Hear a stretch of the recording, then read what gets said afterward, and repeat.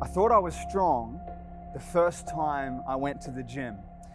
I saw the bench press and I began loading that thing up like 1 plate, 2 plates, just 3 plates, more and more. And I said, yeah, I got this. But what I didn't realize is that the bar itself weighed 20 kilos. So I got underneath that bar, took it off the latch, brought it all the way down to my chest. But then as I went to lift it back up, nothing. Have you ever felt like you've been trapped underneath such heaviness? You know, in life, we don't always get to choose the weight that we're given. But sometimes what we're given can even feel like too much. But there was something that I learned that day in the gym. In those moments, in those times of struggle, there is always somebody there. There's somebody that gets behind you, somebody that stands beside you. There's someone that talks you through, and someone that walks you through whatever movement you are doing. And this person is called the spotter. But in the gym, there are 3 types of spotters. The first is the type that I like to call the over spotter. The over spotter is the kind of spotter who helps too much. They come in with too much help and assist you when you don't even really need it. This kind of spotter is pointless and patronizing because they underestimate what it is that you can truly do. This kind of spotter is a thief because they rob you of the gift of struggle that it takes to grow. But Jesus is not that kind of spotter. The second kind of spotter is what I call the under spotter.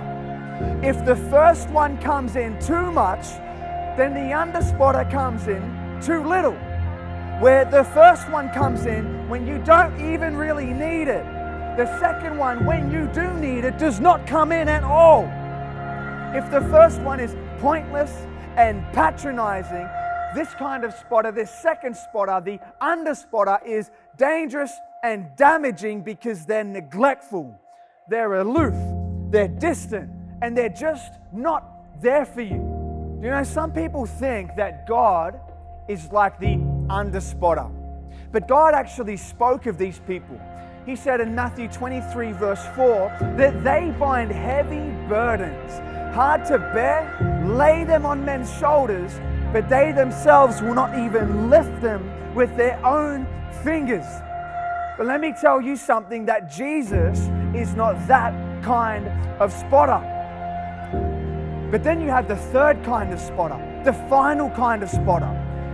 This person values your struggle, but he also values you.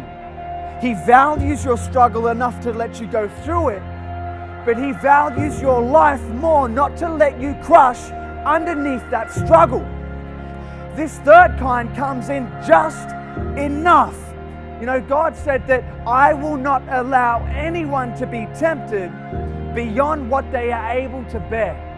But that when they are tempted, I will give them a way of escape that they are able to stand. But at the same time, God says that anyone who I love, I rebuke and discipline. But that no discipline seems pleasant at the time, but painful. Nevertheless, it produces the peaceable fruits of righteousness to those who have been trained by it. There was a time where I was struggling. There was a time where I felt like my whole world was falling in on me. I was broke. I had no money to pay rent or to buy food for the week, and so I was slowly drowning in my own circumstances. I was depressed, heartbroken. I missed people in my life. I felt so alone. It felt like everything in my life was going wrong all at the same time, and I felt truly scared because I didn't think that I would survive it. You know what? I did survive it. I did get through it. There were times that I did want to throw in the towel. There were times that I did want to quit. But you know what? I got through it. But the reason that I got through it is because I had someone. And look, you might be feeling like your whole life is falling in around you. You might feel like you want to quit and like you want to throw in the towel because the struggle has been too much for you. But let me tell you something, that you have someone. You might be struggling financially. You can barely afford just to eat or pay rent, but let me tell you something, that you have someone. You might be struggling with addiction. It could be alcohol, it could be drugs, it could be pornography, but you have someone. You might be feeling alone and broken. You've gone through a breakup or a divorce, and so you feel alone, but you have someone. And you might be going down that long, dark tunnel called depression. I've been there too, but you have someone. And that person that you have is the spotter. And there are so many times that we want to give up on our help. There are so many times in that last moment, in that final moment when real growth happens, that we so often walk away from God. But you know that growth does not happen in the comfort zone. Growth happens in the struggle zone. And Jesus is there just like that spotter. He's beside you. He's saying, just give me one more day with you, my child. He's saying, give me one more moment with you. Let me show you what I can do for you, my child.